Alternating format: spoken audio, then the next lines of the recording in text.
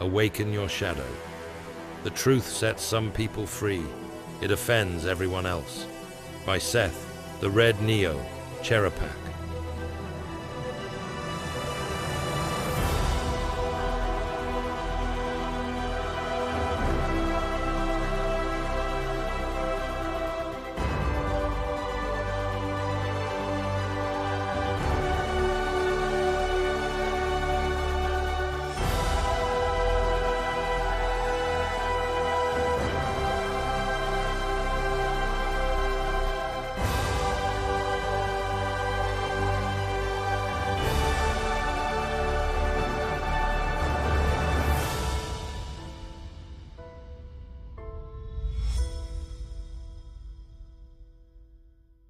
Chapter 6, Part 3, Awakening Your Divine Trailblazer.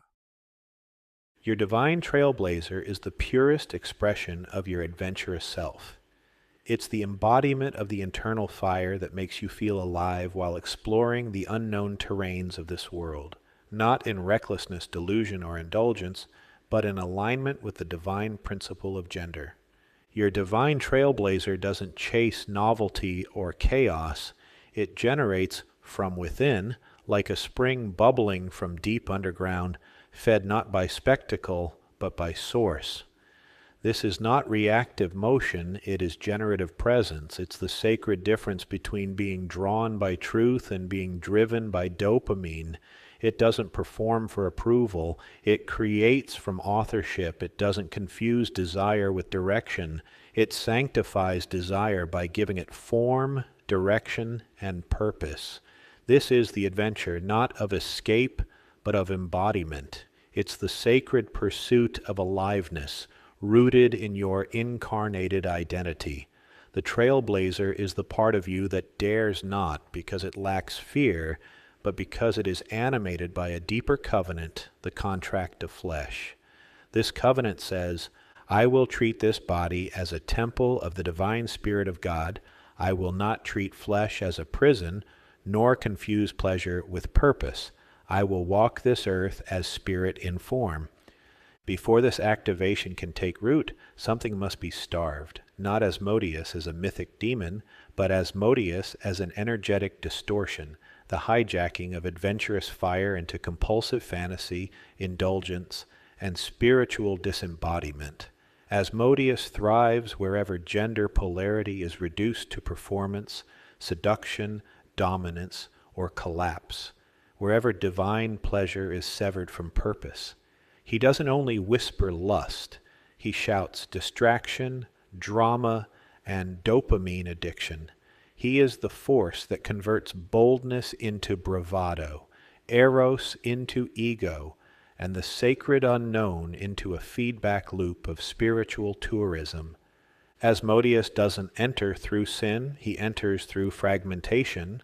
He feeds on the reckless self, which is not evil, but exiled. The reckless self is the traumatized counterpart of the adventurous self, shaped by abandonment, thrill-chasing, neglect, or spiritual shame around desire. It did not invite Asmodeus through wickedness. It adapted, survived, craved aliveness in whatever form it could grasp. It mistook motion for momentum and permission for power. It learned to feel significant through risk, chaos, and erotic confusion. Asmodeus simply offered a mask, a role, to make the recklessness feel like freedom.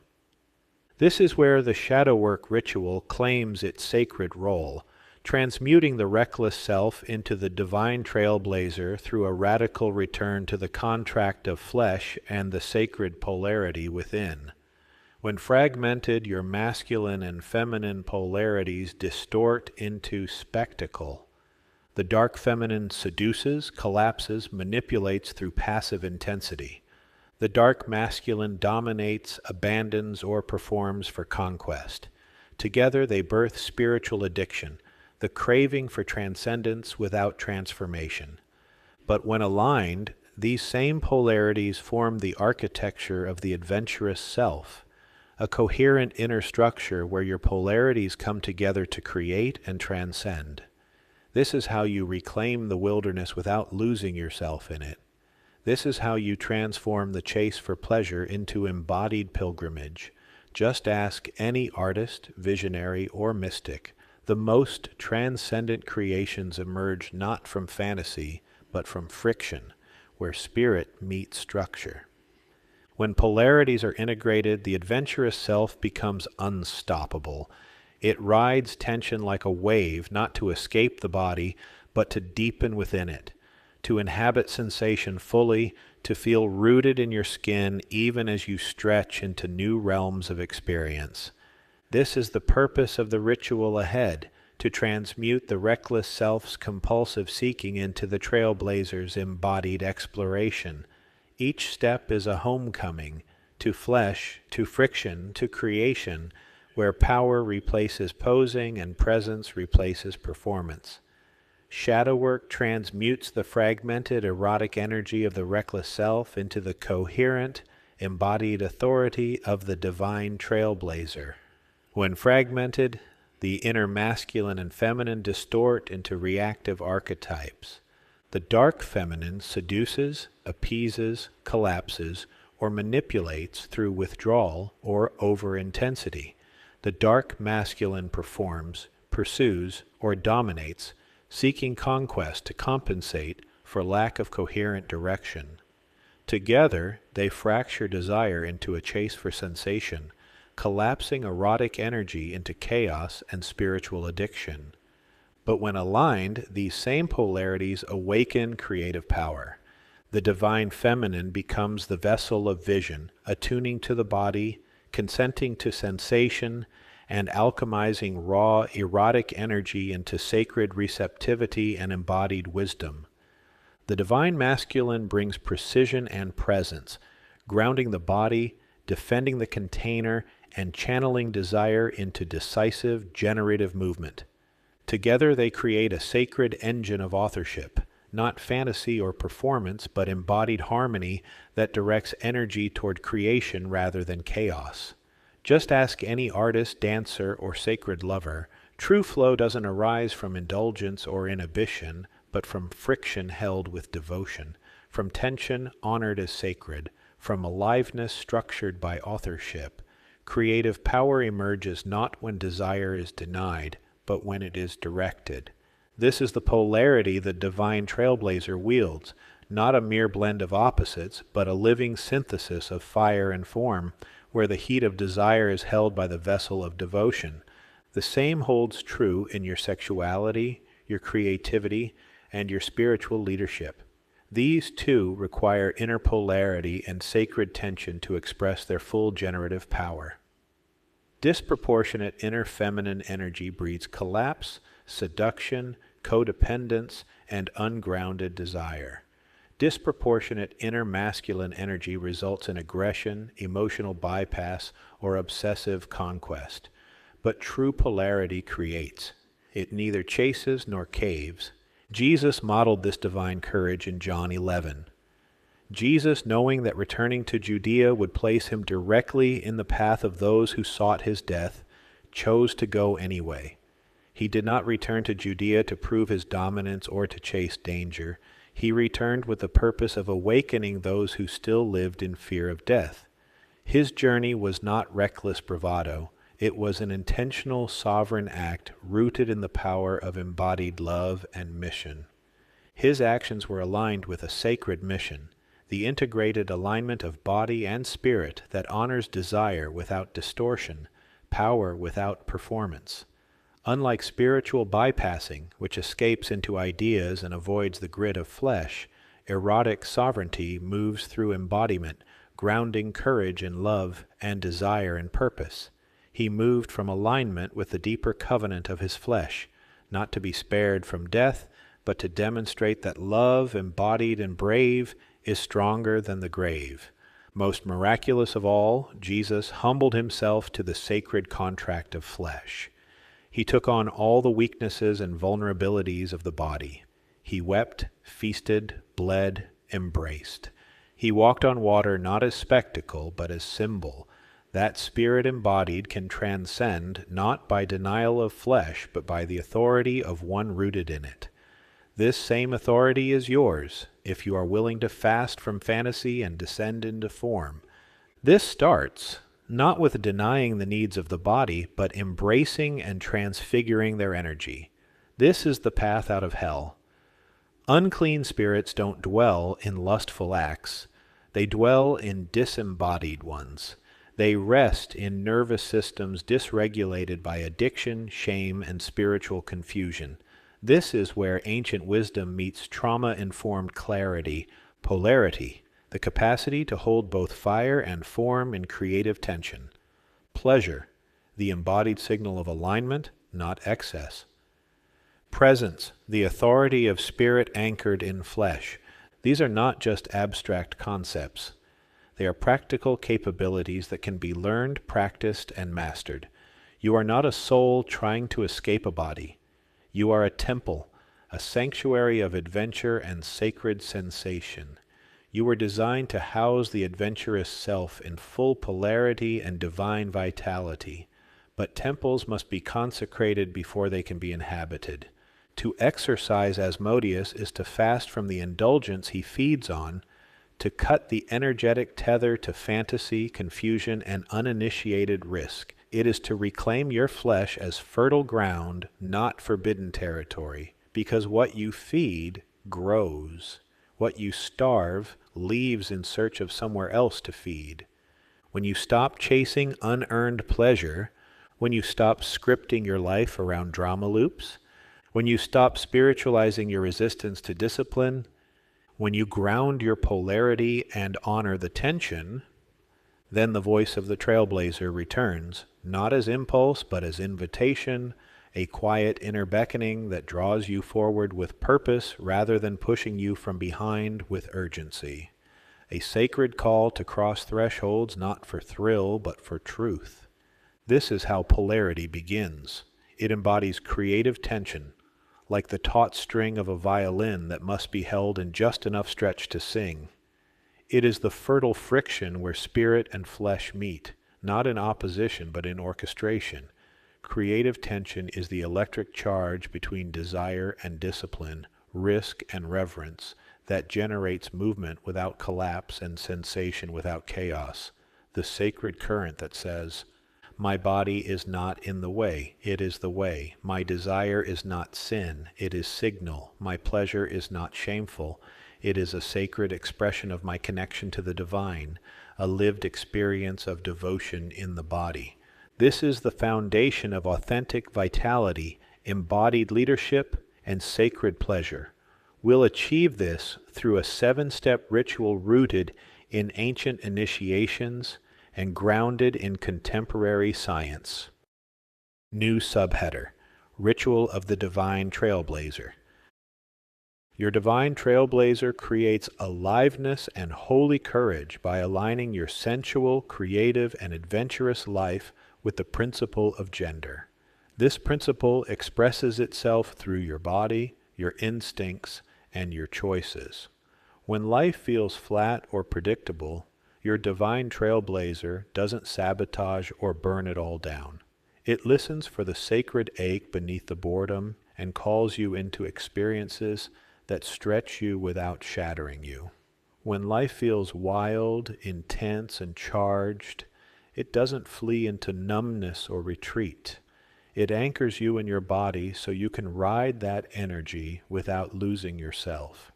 As you master this inner polarity, your outer adventures begin to match your true design instead of your unresolved wounds.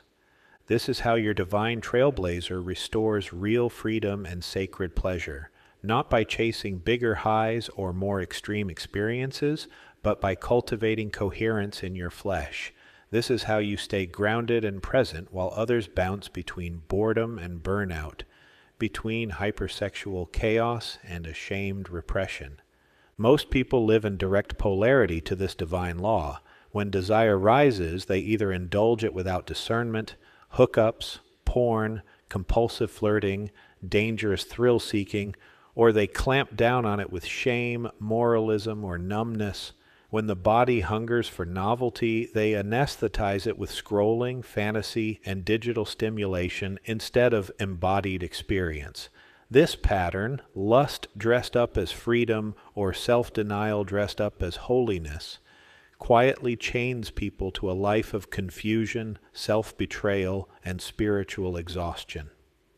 When life expands with opportunity for adventure, new connections, creative projects, journeys, or risks, they either rush in without boundaries, scattering their energy across lovers, hobbies, and half-finished commitments, or they retreat into analysis, fear, and endless healing work, waiting for the perfect moment that never arrives. When Asmodeus whispers through culture, he tells you that you have only two options: reckless indulgence or rigid suppression. Both keep you out of your body and away from your actual path. We call these by different names, but they're both manifestations of the sin of lust. One compels you to chase stimulation at the cost of your nervous system, your integrity, and the people who trust you. The other compels you to crucify your own desire, pretending you don't want what you deeply, honestly want. Both reinforce the beliefs, identities, and habits that created them in the first place. They fracture the contract of flesh. This cycle only ends when you refuse the Matrix's script that tells you adventure must either be sanitized into safety or drenched in excess. Your divine trailblazer does this not by rejecting your desire, but by reordering it according to the principle of gender, bringing your inner masculine and feminine back into sacred tension instead of war. This is not a sudden decision or a motivational breakthrough. It is the natural result of practicing a ritual that involves 7 sacred steps. Step 1, fasting. Step 2, fixation. Step 3, breath work. Step 4, prayer. Step 5, visioncraft. Step 6, sound healing. Step 7, integration. This is how somatic axiology goes beyond trying to control your impulses and instead transforms the energetic patterns that drive them. You start by fasting from the very things that keep your body wired for Asmodeus: overstimulation, porn, compulsive fantasy, drama loops, and the constant search for the next hit of excitement. You then redirect this liberated energy through fixation on a higher source of power and wisdom. Instead of staring at screens, bodies, and fantasies, you fix your attention on the presence of God in your flesh, on breath, sensation, and the felt reality that your body is a temple, not a toy. You begin to notice how often your eyes and mind reach outward for escape, and you gently bring them back to center. Through breathwork, you disrupt the physiological loop that keeps your system confusing arousal with danger and stillness with death. Each intentional breath teaches your nervous system to hold more sensation without tipping into compulsion or collapse. Instead of chasing intensity to feel alive, you train your body to feel aliveness in slower, deeper currents: heat in your belly, tingle in your spine, the grounded electricity of simply being here. Through prayer, you stop rehearsing shame and spiritual bypass. You name the lies you believe to survive: that your desire makes you dirty, that your body is untrustworthy, that pleasure is proof you're failing God, or that love is earned through performance. You bring those scripts into the light and replace them with God's truth about your design, that you were made for union, adventure, and embodied devotion, not for sedation or self-hatred. Through visioncraft, you map your commitment to the contract of flesh onto real life, seeing in concrete images what sacred adventure actually looks like once you stop letting lust or shame drive the story. You envision a sexuality that is passionate but clean, creativity that is daring but grounded, travels and risks that expand you without hollowing you out. You stop fantasizing about 1,000 possible lives and begin to see the specific path your trailblazer is called to walk in this one. Through sound healing, you stop letting chaos and cheap stimulation set the tone in your body. You use rhythm, tone, and playlists that help your nervous system experience polarity as music rather than threat. You let sound teach your body that longing doesn't need to be resolved instantly, that it can be held, felt, and transmuted into art, prayer, movement, and presence. Your new beliefs about your body and desire sink deeper than words ever could. And finally, through integration, you turn your new beliefs and identities into concrete boundaries and behaviors. You decide what you will no longer feed, what sites, apps, relationships, and rituals are no longer allowed to colonize your body and attention, and what you will now feed instead: creative practice, honest relationships, embodied adventure, and consistent devotion. As you do this ritual and its daily practices, your external life slowly reshapes itself. Fewer shame hangovers, fewer chaos spirals, more moments of clean, fierce aliveness in your own skin.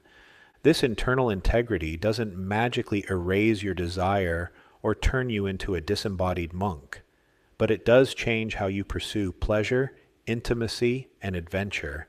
And that's where sustainable freedom is born. This is more honest, more powerful, and more effective than the rubber chicken gospel of do what you want, whenever you want, or its religious twin, white knuckle your lust and hope it goes away. Desire does not disappear through denial or indulgence. It matures when brought under divine law. Desire, like money, is energy that represents human effort and attention. When you pour that energy into endless fantasy and fragmented encounters, you scatter your power. When you starve your body in the name of purity and refuse to feel what you feel, you turn your flesh into a battleground instead of a sanctuary. Lust, the counterfeit of love, thrives in both extremes: compulsive indulgence and rigid repression. True attraction lives in polarity, in the living tension between masculine and feminine, pursuit and surrender, giving and receiving, not in erasing difference or doubling down on one side. You cannot attract sacred union, creative partnerships, or authentic adventure while treating your body like a dumping ground for unprocessed emotion or a prison for unwanted desire. The very same erotic current that once fueled reckless hookups or private compulsions becomes the current that fuels devotion, creativity, and mission.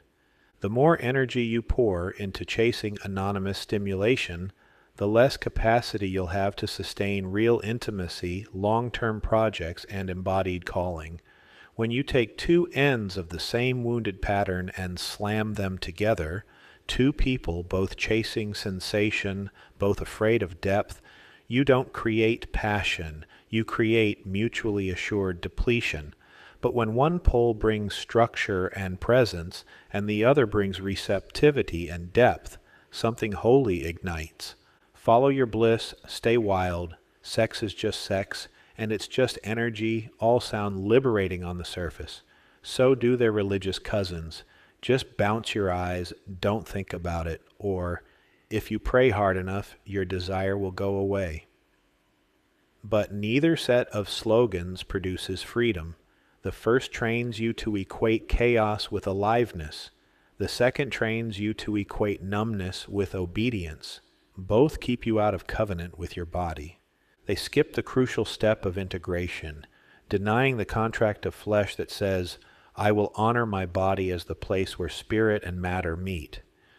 Without integration, all your talk of embodiment, polarity, tantra, celibacy, or sexual healing becomes just another form of spiritual tourism. Spiritual tourists read books on sacred sexuality and repost quotes about goddess energy or divine masculine. Yet they treat their actual partners like props in a drama instead of covenants to be tended. They call every intense connection a twin flame, but disappear when conflict exposes their unhealed wounds. They talk about conscious poly while using people as temporary medicine for their loneliness, never giving others the clarity and care they themselves expect. They attend tantra retreats and breathwork ceremonies, but go home to the same hidden longings, transient romances, and avoidance under the rationalization of taking time to work on themselves. They speak of somatic safety and nervous system regulation, but keep pushing their bodies past their limits with no rest, no nourishment, and no honest boundaries. They vow to embody their feminine or activate their masculine, but when real intimacy demands repair, humility, or self-restraint, they flee back to the safety of theory and spiritual jargon. This is how proponents of do what feels good spirituality and purity-obsessed religion alike defy the very laws they claim to honor. They aren't outmaneuvering divine law. They're colliding with it and mistaking the bruises for fate or for evidence that their desire itself is cursed. This denial of the contract of flesh cripples those who chase high-vibe experiences while scorning the slow, unspectacular work of honoring the body day after day. If you're reading this and feel a flicker of anger, shame, or defensiveness because you see yourself here, don't shrink from it. That twinge is not condemnation, it's information. It's your adventurous self reminding you that you came here not to live as a consumer of cheap thrills or as a ghost in your own body, but as a steward of the sacred fire of desire. Guilt, when met with honesty and action instead of self-hatred, quickly transmutes into clarity, courage, and clean power.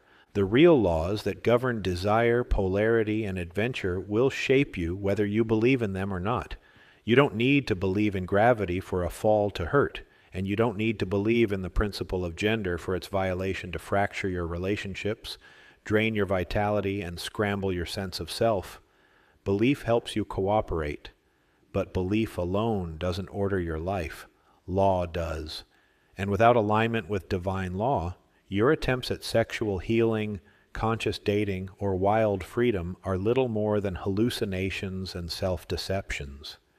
This is how most free-spirited people become tourists in their own bodies, trapped in cycles of thrill, crash, regret, and restart.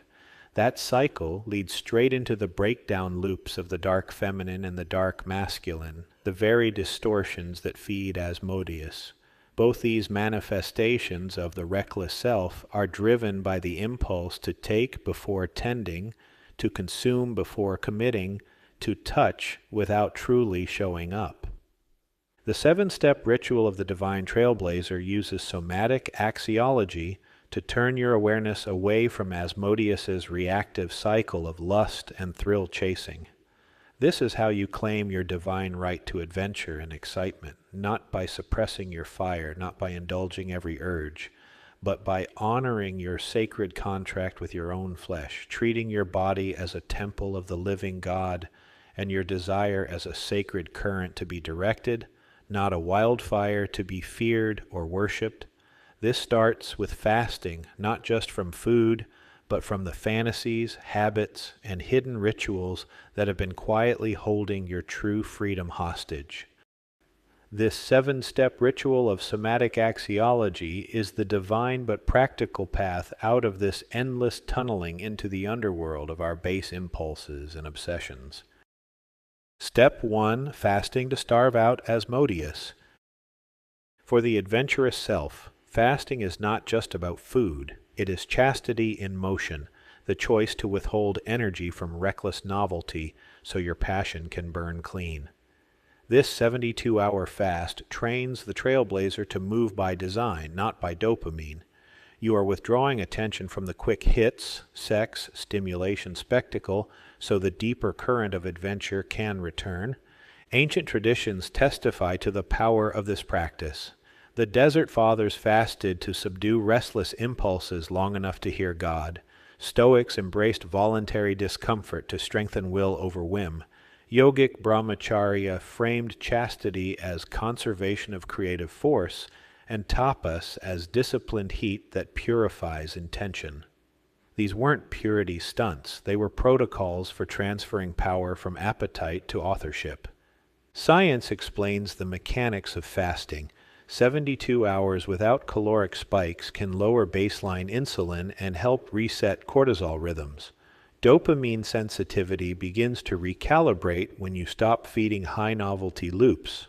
Porn, rapid scrolling, extreme stimuli, restoring your ability to feel reward from simple, sustained effort. In plain terms, less scatter, more signal. Your assignment is exact. 3 full days, water and electrolytes as needed. Unsweetened tea or black coffee only if necessary. Keep it minimal. No media grazing, no porn, sexting, hookup apps, or flirt fishing for validation. No caffeine stacking, sugar jolts, pre-workout highs, or adrenaline videos. No gear shopping, event booking, or announcing bold new challenges for accountability. Equally, no collapse into numbness, no ghosting obligations, doom scrolling, or sleeping the time away. If you have genuine medical constraints, adapt the fast rather than abandoning the practice. This is a ritual of governance, not self-harm. What you do is simple. Finish what is already open and start nothing new. Walk. Keep your space orderly. Perform maintenance, not mayhem. Sharpen a skill, clear a surface in your home. Reconcile one promise you've made. Speak plainly. Keep movements deliberate. If energy surges, do not spend it on spectacle. Jot the idea down and set it aside. If urges spike, name them. Stimulation, conquest, escape, and let them pass. You are not repressing desire. You are refining it. This is a fast from reactive expansion, chasing novelty, stacking risk, seducing attention, and from panic contraction, withdrawing love, hiding from commitments, self-numbing. Under natural law's principle of gender, the trailblazer learns the dance of thrust and receptivity. When life contracts, you contract dispersion and sow, practice, build, prepare. When life expands, you do not scatter, you harvest and consolidate. Lust, Asmodeus's bait, pushes you to do the opposite. This fast breaks that loop so your sacral fire can move under command. Expect restlessness. Expect the mind to invent urgent adventures and the body to crave a hit. Let both crest and fall without commentary. Completion, not conquest, is the metric. 3 quiet days without new fires lit or old promises abandoned. Keep your world small and keep your word.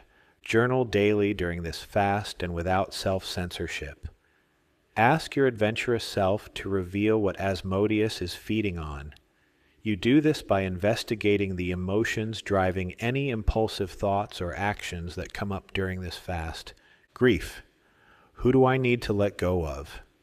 Fear. What do I worry most about losing control of? Desire.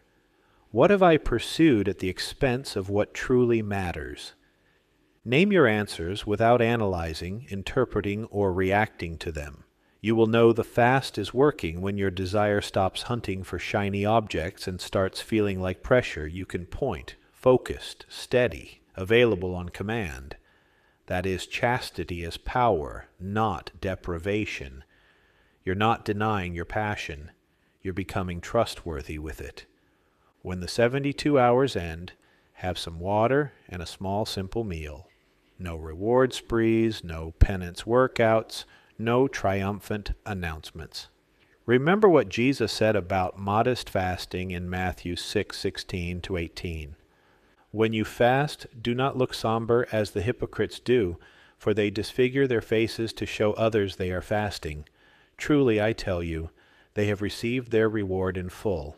But when you fast, put oil on your head and wash your face so that it will not be obvious to others that you are fasting, but only to your Father who is unseen, and your Father who sees what is done in secret will reward you. Jesus was speaking of fasting as quiet obedience, not as a public spectacle or virtue signaling. Let this fast humble and reorder you in secret, and your reward will come, not from the approval of others, but from spiritual growth and union with the divine. Note one next right action toward a real initiation, practice, build, or ship, and take it quietly. The adventurous self is governed, not domesticated. Your contract with flesh is honored when your movement serves creation, not craving. This is how your divine trailblazer dances at the edge without losing its sacred crown. Step 2, fixation to invoke Archangel Zadkiel. Fasting cleared the noise and created space. This second step, fixation, fills the space with an ordered energy. As we explored in the previous chapter, sacred traditions describe this energy as a divine governing presence that steadies your inner world. This is what I mean by invoking Archangel Zadkiel, the divine steward of God's chastity. Chastity is the virtue that stands in place of Asmodeus's sin of lust. You are not trying to solve anything with this second step of your ritual. You are not trying to throttle your desire or whip it into intensity. You are letting your adventurous self feel what it is like to be steady in the presence of excitement, risk, and possibility.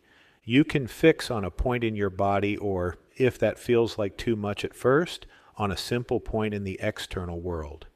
A point in your body is best because that is where your adventurous self lives, in the realm of your sacral center and your need for excitement and adventure. But you are allowed to begin where it feels available. As you do this, imagine your divine trailblazer beside you and Archangel Zadkiel guarding the space you choose. Lust scatters your desire in every direction at once. Chastity gathers it. Zadkiel's presence is not a feeling you have to chase, it is an agreement you step into. Here is the practice. Sit or stand in a way that feels balanced. Let your shoulders soften, unclench your jaw. Let your hips feel heavy and supported. Let your breath be exactly what it already is. Choose one point. If you choose a point in your body, it might be the warm area 2 or 3 fingers below your navel, the weight of your pelvis on the chair or floor, the feeling of your hand resting over your lower belly or between your hip bones. If you choose a point in the external world, it might be a spot on the wall, the line where a table meets the floor, the flame of a candle. Pick one. Do not keep shopping for a better one. Fixation is about staying. If you wish, you can whisper a simple line as you begin. Zadkiel, stand with me as I return my attention to this one point. Help me stay. Now let your awareness rest on that point, not the idea of it, the tangible feeling in your body or the simple seeing of it in front of you. When your mind wanders, simply notice it. Then bring your attention back to the point of your fixation. That is the entire practice. You do not need to lecture yourself, prove yourself, or make this practice more significant than it is meant to be. Every return to your fixation point is a choice to embrace your adventurous self instead of submitting to the self that chases stimulation just to avoid stillness. Hold this fixation without trying to label, explain, or understand it. If you catch thoughts like, I'm bad at this, this is boring, like I should be out doing something, or nothing is happening, treat those as more places your attention is trying to escape to. See them. Let them pass. Come back to your fixation point. In the beginning, this may feel almost unbearable. That is normal. Your system has been trained to scatter toward the next thrill, the next person, the next fantasy, or to sprint away from boredom, loneliness, and quiet. That is how Asmodeus keeps you moving without ever arriving. Fixation will get easier as you continue the ritual. Later steps will give your desire, imagination, and body more structure to play inside. For now, it is enough to keep returning to this one point. Set a timer for 2 or 3 minutes the first time you practice. When that feels natural, extend it to 5 minutes. You can use fixation during fasting or any time you feel overamped, restless, tempted to slide back into old patterns, or pulled in multiple directions by your own impulses. The sign that fixation is beginning to work is not a surge of ecstasy. It is a subtle but honest sense that you can remain where you are. When your mind wanders, simply notice it. Then bring your attention back to the point of your fixation. That is the entire practice.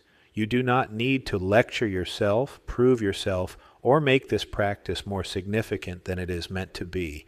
Every return to your fixation point is a choice to embrace your adventurous self instead of submitting to the self that chases stimulation just to avoid stillness. Hold this fixation without trying to label, explain, or understand it. If you catch thoughts like, I'm bad at this, this is boring, like I should be out doing something, or nothing is happening, treat those as more places your attention is trying to escape to. See them. Let them pass. Come back to your fixation point. In the beginning, this may feel almost unbearable. That is normal. Your system has been trained to scatter toward the next thrill, the next person, the next fantasy, or to sprint away from boredom, loneliness, and quiet. That is how Asmodeus keeps you moving without ever arriving. Fixation will get easier as you continue the ritual. Later steps will give your desire, imagination, and body more structure to play inside. For now, it is enough to keep returning to this one point. Set a timer for 2 or 3 minutes the first time you practice. When that feels natural, extend it to 5 minutes. You can use fixation during fasting or any time you feel overamped, restless, tempted to slide back into old patterns, or pulled in multiple directions by your own impulses. The sign that fixation is beginning to work is not a surge of ecstasy. It is a subtle but honest sense that you can remain where you are. Stillness begins to feel less like a prison and more like a campfire between journeys, a place you can rest and refuel before the next trail. As this happens, even a little, you are reclaiming your right to adventure from Asmodeus and letting your adventurous self embody the principle of gender. Here, your inner masculine and feminine energies can meet, choose, and move together instead of being fragmented by lust. Step 3. Breathwork to awaken your adventurous self. Fasting cleared the noise. Fixation filled the space with presence. Breathwork reconnects your mind and body. You are not trying to force calm or chase intensity. You are teaching your nervous system a new tempo, steady, alive, and aimed. This is how your adventurous self becomes the pace setter instead of being hijacked by lust or the reckless pursuit of excitement. Start by taking a moment to notice the point you used in fixation. You do not have to stare at it or think about it. Just let yourself remember, I have a place to stand. Then let your attention include your breath. You will use 2 simple breathwork patterns here. 1. Blade. Breath, masculine activation, sharpens your desire into direction and looks like this. Inhale through your nose for 4 seconds or 4 counts. Hold your breath at the top for 4 seconds or 4 counts. Exhale through your nose for 4 seconds or 4 counts. Keep the count steady and unhurried. If 4 seconds or 4 counts feels easy, you may rise to 5, as long as it stays comfortable. If at any point you feel dizzy or strained, shorten the hold or return to simple in and out breathing without holds. Continue this pattern for about 1 to 3 minutes. Feel how the clear edges of the inhale, hold, and exhale create a sense of clean power. Your breath moves like a blade. Draw in, gather, release. With each round, you are telling your body, my fire moves where I choose. I do not have to chase every impulse. 2. Circle breath, feminine releasing. Soothes and contains your energy and looks like this. Inhale through your nose for 5 seconds or 5 counts. Exhale through your nose for 5 seconds or 5 counts. Do not hold your breath at the top or bottom. Let it flow in a circle. Stay with this circular breathing for 5 to 10 minutes. Let your belly rise and fall. Let the breath move low into your body as if it were flowing all the way down into your pelvis, hips, and legs. If your mind wanders, notice that it wandered and gently return to the feeling of air moving in and out. You do not need to synchronize this with any special thought or image. The breath itself is the practice. Each shaped inhale gathers your adventurous energy without gripping. Each even exhale releases the excess charge that would have become recklessness. Over time, this simple pattern trains your heart and lungs to move together in coherence. Your system learns that excitement is not an emergency. It is a current you can ride. You may feel restless at first. You may catch yourself trying to rush the counts, push the holds, or drift back into shallow chest breathing. You may notice the urge to give up and look for something more intense. That is normal. When you notice it, soften and begin the pattern again from wherever you are. Every time you return, you are strengthening your adventurous self. You can use this breath work during fasting, after fixation, or on its own, whenever you feel overamped, impulsive, lonely, tempted, or pulled toward old patterns. If you practice it after fixation, You may find it helpful to briefly feel your fixation point at the start of each session, then let the breath in that point share your attention. The sign that it is working is simple. Your body feels a little heavier in a good way, your thoughts slow down just enough to be observed, and your desire feels more choosable than it did before. You are not trying to escape your fire. You are teaching your body that it is safe to live inside it. With each round of blade breath and each gentle circle that follows, you are awakening your adventurous self and letting it set the rhythm by which the rest of you moves. Step 4. Prayer to transfigure your adventurous self. Fasting cleared the noise and created space. Fixation filled that space with presence. Breathwork consciously connected your mind and body. This fourth step, prayer, retrieves and retrains the beliefs and identities associated with your need for adventure. Adventure, not chaos or intensity, but an embodied sense of aliveness through exploration, is the need that drives your adventurous self. Your reckless self relies on strategies that either create a false sense of adventure or meet the need at the expense of one of your other needs. Prayer reveals these old patterns clearly and replaces them with patterns rooted in presence, polarity, and authorship. You will achieve this through 2 rituals, one to retrieve the old patterns and another to retrain your new ones. The retrieval ritual is where you identify the exact adventure model your nervous system is running and put it into plain language so it can be seen instead of obeyed. The retraining ritual is where you keep the old model acknowledged, then practice a new one using a 3-part script paired with breath, so the new model becomes your default through repetition. In Chapter 4, we discussed why positive affirmations fail. They try to paint a new statement over an old identity without ever acknowledging what your nervous system is actually defending. We don't just believe things about adventure, we unconsciously live inside a cognitive metaphor for adventure, and you can hear it in someone's speech. This is why positive thinking fails here. If your body has learned that aliveness comes from chaos, intensity, pursuit, or escape, then a new statement about being grounded and adventurous collides with the old model still running underneath it. One of the most disempowering metaphors for adventure is the belief that excitement equals adventure. It turns adventure into a sensation you must chase or a condition you must maintain. But adventure is what meets the need for excitement, not the other way around. The metaphor we are recommending is stronger because it is more anti-fragile. Quest can absorb uncertainty, delay, effort, and difficulty without losing meaning. Explore gives you a repeatable mode of action instead of a brittle outcome demand. And Alive names a state of embodied participation rather than a social verdict like being desired, winning, or unstoppable. For example, if someone's metaphor for adventure is intensity, they say things like, "I need something bigger. This feels dead unless it's extreme. If it doesn't light me up instantly, I'm out."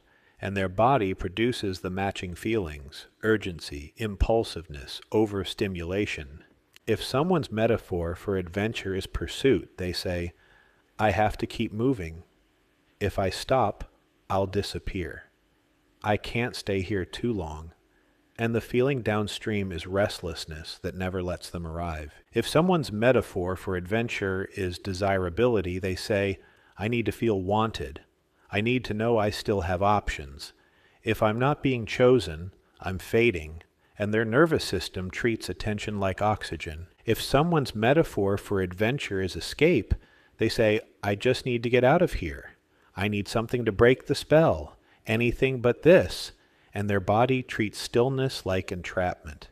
The point is simple. These spoken phrases aren't the root. They're the surface language produced by the deeper metaphor. Beliefs and feelings form underneath that metaphor automatically, and behavior follows. That is what makes the healthier metaphor more anti-fragile than the weaker ones.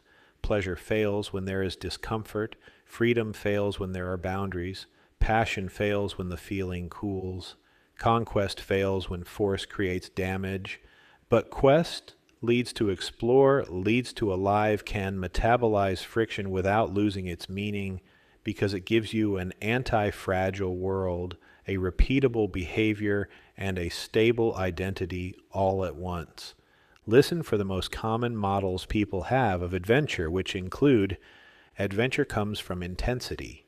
Adventure comes from pursuit. Adventure comes from desirability. Adventure comes from escape. Adventure comes from novelty. Adventure comes from risk. Adventure comes from rebellion. Adventure comes from unpredictability. Adventure comes from keeping options open. Adventure comes from never standing still. Do not analyze these yet. Simply notice which one your body defaults to. If one phrase makes your chest tighten, circle it. If two apply, circle both. This is the old model we will retrieve in the first ritual and retrain in the second. If you try to speak or embrace a new model while the old adventure model is still in place, the two collide inside your body and create a feeling of unease or impostorship. One part of you says, "This is who I am now." Another part says, "No, this is how we stay alive." The result is an inner fight you can only sustain by sheer willpower, and willpower always runs out.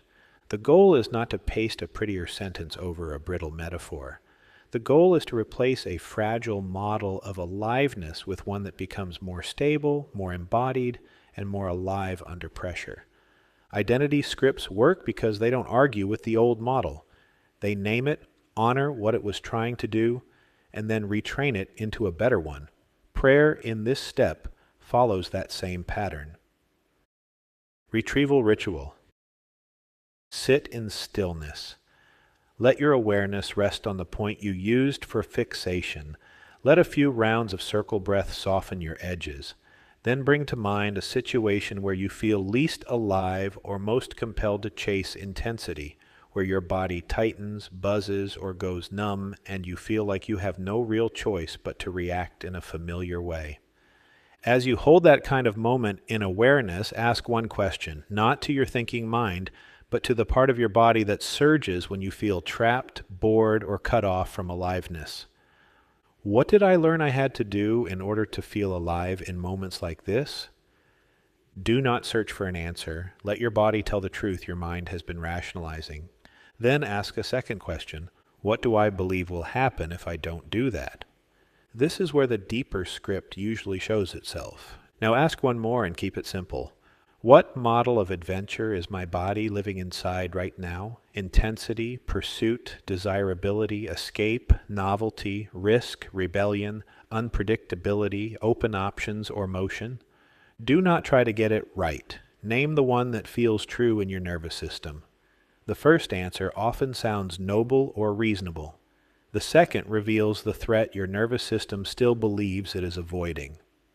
Listen for short confessions. They may sound like, if I slow down, I'll disappear. If I stop chasing, no one will want me. If I say no, I'll be forgotten. If I stay with one thing, I'll miss something better. If I sit still, I'll have to feel what's really here. These are somatic memories, your nervous system's childhood logic. They are not your higher self speaking. They're survival scripts that once helped you get through loneliness, chaos, or emotional neglect. Speak the confessions aloud or write them down. Keep them simple. One sentence each. Do not edit, interpret, or argue with them.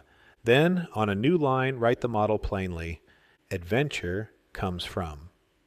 Followed by a clear and brief description of your old model.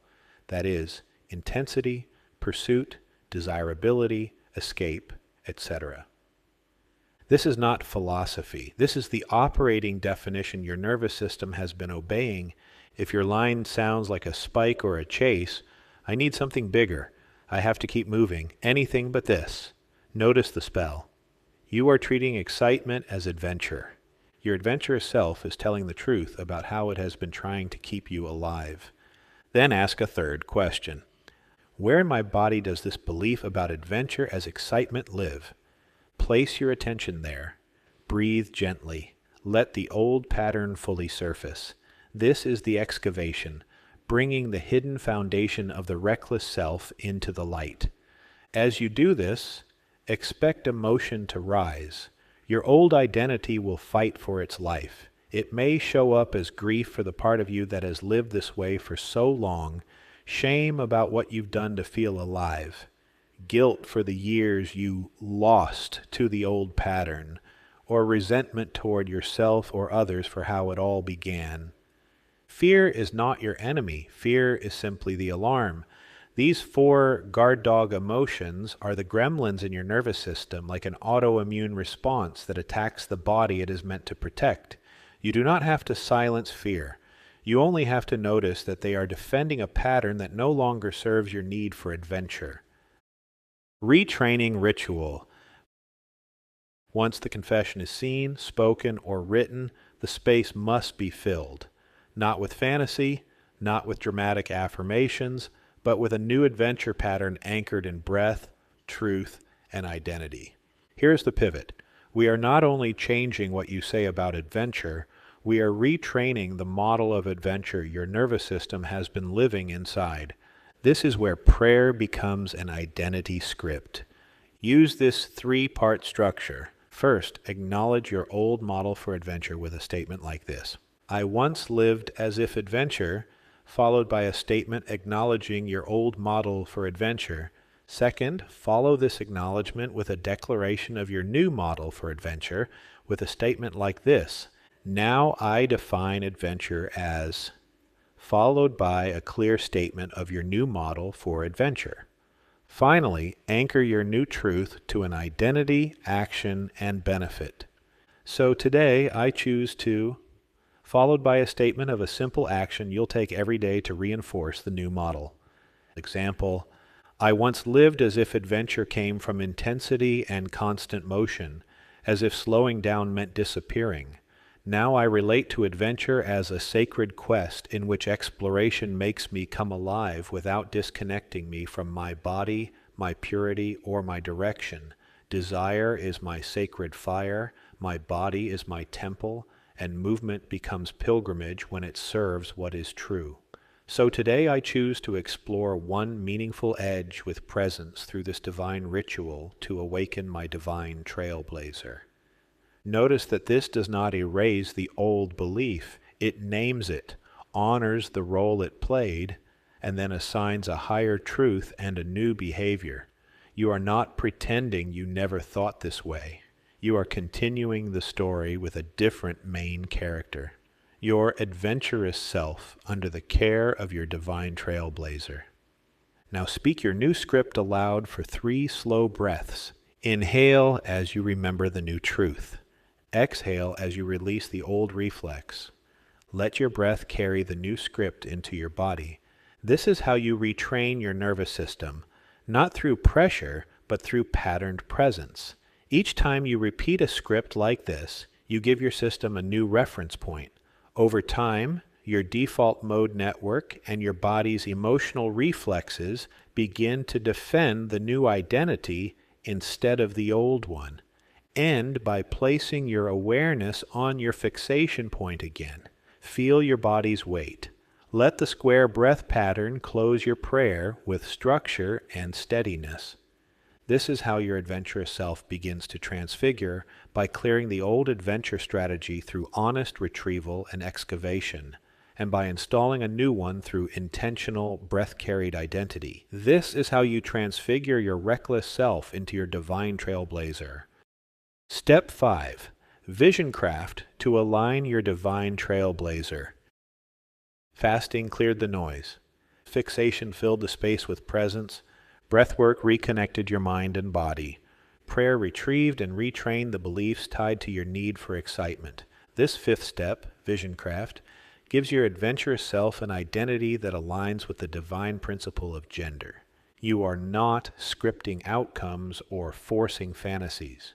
You are letting your imagination rehearse what it feels like to live as someone who moves with gender, balancing direction with desire and desire with direction.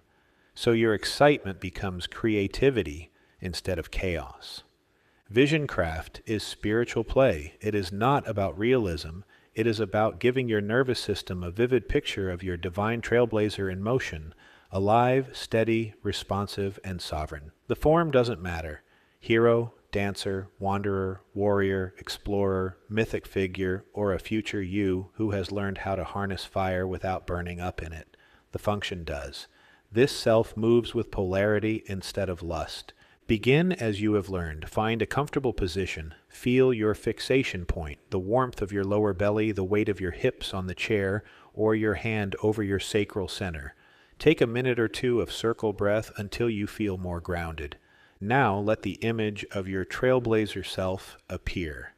It may be subtle at first, a silhouette, a color, a posture, or it may be vivid immediately. Clothing, movement, terrain. Trust what comes. This is your adventurous self exploring the identity of your divine trailblazer. Once this figure appears, notice how they move, how their energy flows, how their eyes take in the world. Let yourself feel, even slightly, what it's like to stand inside that body. Now bring in the principle of gender through two simple scenes. Scene 1, when desire rises, arrow, add direction. Imagine a moment where life stirs you awake. Desire rising, excitement building, a spark of possibility lighting up in your center. This can be symbolic or literal, standing at the edge of a cliff before a leap, feeling attraction toward someone or something, discovering a doorway into a new world, arriving at a crossroads full of color and movement, a fire-lit trail winding into the unknown. Everything in the scene is charged, pulling you forward. Notice what your trailblazer self does. They do not lunge, they do not chase, they do not scatter. They add direction, masculine energy shaping feminine desire. You might see yourself taking one slow, intentional step forward, choosing a single path instead of 10, breathing deeply before acting, reaching toward the spark with clarity instead of hunger, letting excitement sharpen into choice. Let the scene unfold. Feel how adding direction does not kill the fire, it focuses it. Where do you feel that in your body?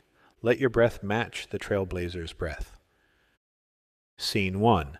When stillness settles leads to awaken sensation. Now shift to a moment where life goes still, flat, dull, empty, motionless. This could look like an open desert at midday, a quiet lake with no ripples, an empty room with no colo, a barren trail with nothing calling you forward, a season of boredom, numbness, or emotional quiet. Everything in the scene is paused, waiting. Notice what your trailblazer self does. They do not collapse. They do not despair. They do not go looking for distraction. They awaken sensation, feminine energy enlivening masculine stillness. You might see yourself touching the ground or water to feel it come alive, letting color bloom at your feet with each step, moving your hips, breath, or hands to awaken warmth, lighting a torch, humming a note, striking a spark, inviting play, curiosity, or movement into the space. Let this scene unfold. Feel how awakening sensation does not mean chaos. It means presence returning to your body. Where do you feel that awakening? Let your breath match the trailblazer's breath. If resistance shows up, sexual shame, fear of intensity, boredom, craving, guilt, pressure to perform, or the old voice that says, "This is too much," do not fight it. Give it a shape if you like. A shadowed figure, a whisper, a fork in the path, a forgotten doorway. Acknowledge it. Then return to the trailblazer self and how they keep moving with gender instead of lust. Stay with these two scenes, desire rising and stillness settling, for 5 to 10 minutes. You may see many landscapes, many costumes, many symbols over time. Good. You are not building one identity. You are learning a pattern. I bring direction to desire and sensation to stillness. Close your vision craft by letting the image of your divine trailblazer step into you and you into them. Imagine sharing a spine, a breath, a pulse. You might quietly say, "I carry this fire, I anchor its direction, my adventure moves with me." Then open your eyes, feel your fixation point again, and notice even the slightest shift. More warmth, more clarity, more choice. You do not have to believe the whole vision. Your task is to breathe and rehearse who you are becoming. Over time, your adventurous self will recognize the Trailblazer as its true form, not fantasy, an identity that can hold excitement without slipping into recklessness. This is vision craft, aligning your inner imagery with the principle of gender so your need for excitement matures into presence, direction, and sacred adventure. Step 6.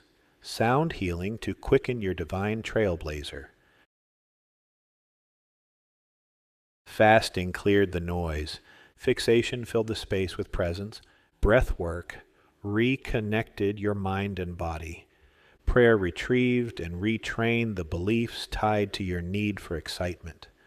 Visioncraft gave your adventurous self an identity aligned with the principle of gender. Sound healing quickens that identity within your body. This is how you tune your physical instrument so it can actually hold the signal of your divine Trailblazer. You are not trying to create a spiritual high here. You are teaching your nervous system what steady, channeled excitement feels like so your new identity has a stable home in your sacral center. Sound is one of our most ancient and intuitive healing tools. It bypasses cognition and drops directly into your tissues, breath, and bones. When paired with simple, fluid movement, sound becomes a tuning fork that recalibrates your entire system. For the adventurous self, sound must be warm, rhythmic, and containing. This is not the moment for reckless escalation or dissociation.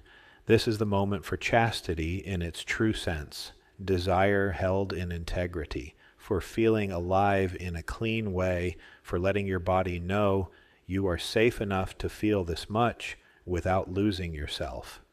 Begin with low to mid-frequency toning. Choose a vowel sound like vam, the sacral bija, or a rounded oh. Let the tone originate in your lower belly rather than your throat. Sit or stand tall, relax your jaw, and inhale gently through your nose. On the exhale, sustain vam or oo for 5 to 10 seconds. Feel the vibration gathering in your lower belly, pelvis, and hips. You are not trying to sound pretty, you are trying to sound present. Let the tone be rich, imperfect, and full. After several rounds of toning, shift into gentle humming with your lips closed. Let the resonance fill your mouth, jaw, and cheekbones, then sink your awareness back down into your sacral center as you hum. Keep your breath slow and steady. This embodied vibration tells your nervous system, you are safe to feel. Vocal resonance engages the vagus nerve, humming soothes amygdala reactivity, and rhythmic sound nudges your system toward regulated arousal instead of spikes and crashes. In simple terms, your body hears these sounds as a signal that excitement does not have to become an emergency. To deepen the effect, pair your sound with slow, sensual, but contained movement. Think in terms of fluid, symmetrical motions rather than frantic or performative ones. Examples: hip circles, standing or seated, draw small, slow circles with your pelvis, inhaling on the forward half of the circle, exhaling and humming on the back half. Sway steps, shifting your weight from one foot to the other, letting your hips gently follow as you tone or hum. Pelvic rocks, seated or standing, gently tilt your pelvis forward on the inhale and back on the exhale with sound, like a quiet wave moving through your lower spine. These patterns wake up the muscles and fascia around your sacral center. They send proprioceptive signals through your pelvis and core that say, we can move, we can want, we are still in control. You're not just giving your body an idea of channeled excitement, you're giving it a felt experience of excitement that doesn't tip into recklessness. If you're musically inclined, the adventurous self resonates beautifully with the Dorian mode. Dorian has a subtle tension and forward motion, moody, alive, and exploratory without collapsing into despair or exploding into mania. It carries the emotional color of clean adventure, depth with direction.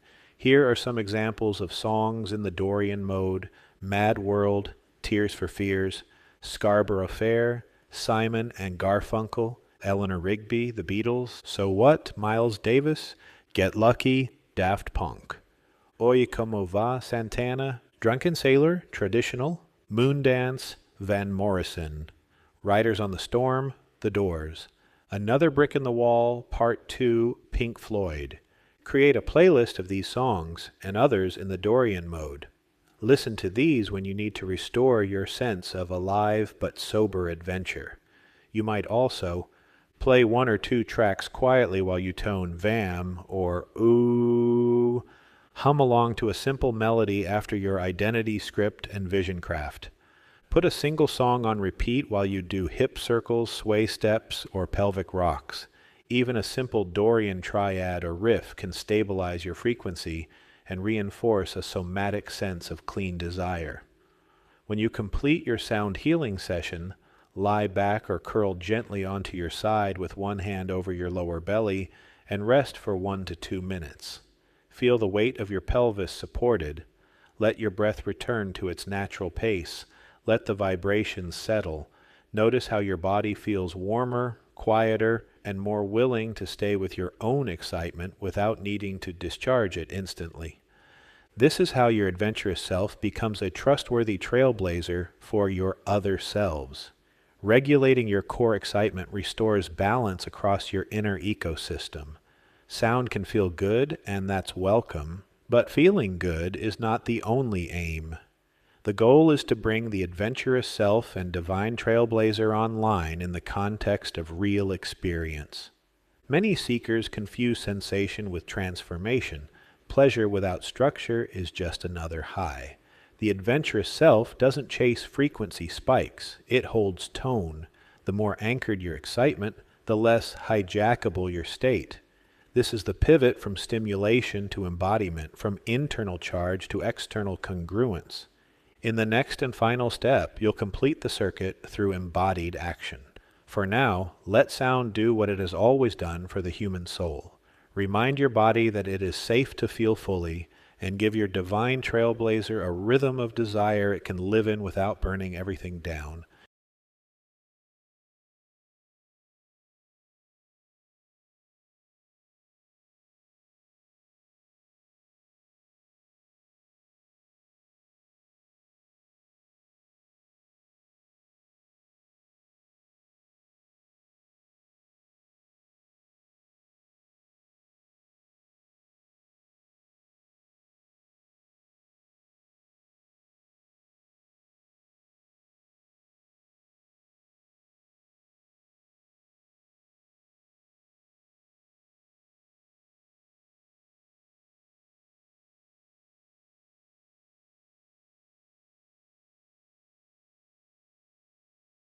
Step 7. Integration to honor your contract with flesh. Fasting cleared the noise. Fixation filled the space with presence. Breathwork reconnected your mind and body. Prayer retrieved and retrained the beliefs tied to your need for excitement. Visioncraft gave your adventurous self an identity aligned with the principle of gender. Sound healing quickened that identity within your body. Integration turns your new identity into actions that honor your contract with flesh and create real adventure in your life. Everything you have done in this ritual so far has prepared you for this step. Integration is not about chasing highs or suppressing desire. It is about honoring your contract with flesh, the sacred agreement to use your body, your desire, and your appetite for excitement in ways that generate aliveness instead of aftermath. Flesh is not a problem to transcend or a toy to exploit. Flesh is the place where spirit and matter shake hands. It is where your destiny becomes touchable. Integration is not about controlling outcomes. It is about forming habits that keep your divine trailblazer active. This is the missing ingredient in most spiritual and personal growth practices that talk about following your bliss or aligning with pleasure, but never teach you how to direct desire. Thoughts and feelings may generate signal, but action moves flesh. Action tells the world and your nervous system what kind of adventurer you are becoming. Lust in this frame is not just about sex. Lust is ungoverned appetite, the push for more without meaning. Recklessness is that impulse in motion, acting without anchoring. Before this ritual, your reckless self tried to meet your need for excitement by scattering your body and your attention, chasing intensity, numbing boredom, flirting with danger, overindulging pleasure, or bailing when things got ordinary.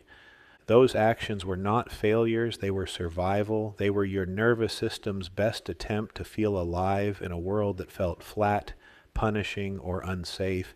But your adventurous self does not chase to survive. It chooses to explore. It does not worship the next hit. It stewards the whole journey. Integration means that every small action you take with your body and your desire is chosen, not compulsive, designed, not inherited, grounded in chastity instead of hijacked by lust. In other words, you stop being dragged by your appetite and start walking with it. This is not about achieving grand adventures. Focusing only on big adventures creates pressure, comparison, and emptiness between peaks. Big adventures live in the external world, the world of effects. They depend on time, money, other people, and circumstances you cannot fully control. Habits live in the internal world, the world of causes. They shape identity. They retrain your nervous system. They make adventure inevitable. When you build habits that support your sense of excitement in grounded ways, the adventures take care of themselves. Even if a particular trip, partner, project, or experience falls through, your habits keep generating aliveness, connection, and movement. This is the structural side of integration. Tiny daily acts of embodied risk, play, and presence that slowly shift the whole direction of your life over time. But the deeper practice is what you might call adventurous chastity, the habit of enjoying the process of living fully in your body without letting your body run your life. When you fall in love with the process of directed excitement rather than clinging to a specific thrill, you win even when plans change. The habits remain. They keep compounding. They keep feeding your sense of adventure. Over time, this makes meaningful experiences practically inevitable, even if they arrive in different forms than you imagined. Your actions must be small enough to do every day, bold enough to wake your body up, clean enough to leave you proud tomorrow, embodied enough to become habits. Think in 5 domains when defining your actions. Body. One small act of embodied aliveness each day.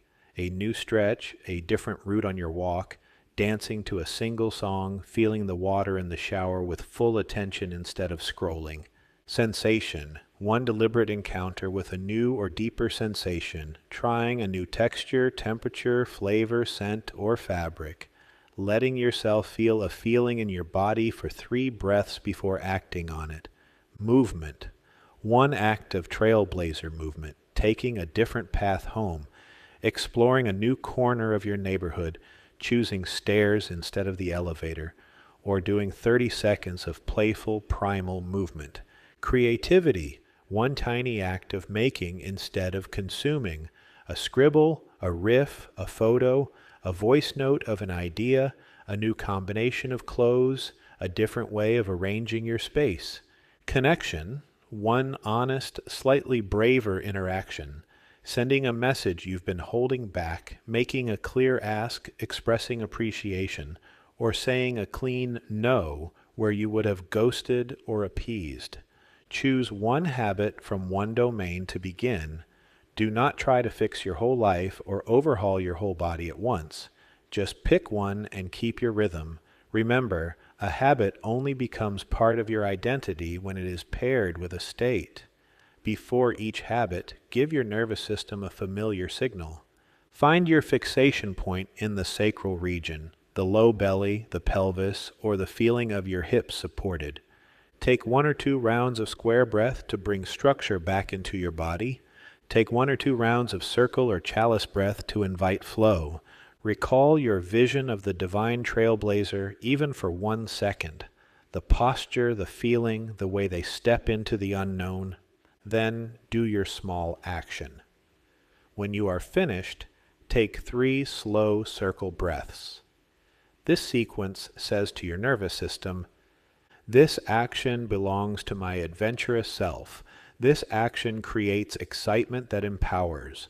This action honors my flesh." As your new habits take root, your old identity will push back, not because you are doing something wrong, but because you are doing something new. Resistance may appear in 4 familiar emotions. Shame. Your desires are too much. You are too much. Guilt. You don't deserve to feel this alive without paying for it. Grief. Mourning the times you shut your body down or gave it without care. Resentment toward yourself, your past, or others for the ways your adventure was shamed, punished, or exploited. And built into lust and recklessness, resistance may also appear as urges. The sudden pull to escalate, to cross a boundary you know matters, to abandon a good thing for a bigger thrill, to disappear when excitement dies down and intimacy begins.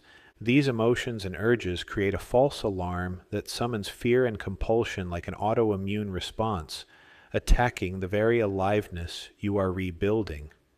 You are not forming these habits to kill desire. You are doing this to stop the unnecessary alarms around desire. When these emotions or urges arise, do not override them and do not obey them. Acknowledge them. If the charge feels strong, take 3 to 5 gentle rounds of circle breath. In through the nose for 5 counts, out through the nose for 5 counts, imagining the tension loosening with each exhale and draining out through your hips and legs. Then return to your small action or choose a simpler, cleaner one. Each time you do, you cast a vote for the adventurous self who can feel fully without burning the village down. If an old identity script surfaces like, if I say no, I'll miss my only chance. If I don't keep them interested, I'll be abandoned. If it's not intense, it's not real, or I only feel alive when I'm breaking rules, treat that as a gift. Capture it later in your journal and walk it through your retraining ritual. I once believed, now I know, so today I choose. In this way, your daily actions continue to reveal and rescript the deeper patterns that once drove your lust and recklessness. Your body stops being a site of regret and becomes a site of revelation. Use 1 or 2 of these questions each day. Did this habit make my life feel more or less alive today? Did I act from compulsion or from choice? Where did my excitement come from adventure, and where did it come from chaos? What emotion or urge tried to pull me back into my old script today? What tiny choice supported my identity as the divine trailblazer? These reflections turn experience into wisdom. They will expose your outdated adventure scripts, so you can replace them with new beliefs, identities, actions, habits, and results. Over time, your internal sense of aliveness will begin to show up in your external world as healthier risks, cleaner pleasure, richer creativity, and relationships that can hold both spark and safety. This is the ritual of somatic axiology applied to the body, valuing your flesh as a sacred vessel instead of a problem to fix or a toy to exhaust. This is spiritual transfiguration at the level of appetite and movement. This is the ritual of somatic axiology and spiritual transfiguration. This is how you activate and empower your divine trailblazer, alive in pleasure, rooted in purpose, anchored in the body, but connected to spirit, the divine engine of your creative drive. End of Chapter 6 of Awaken Your Shadow by Seth Chairpack.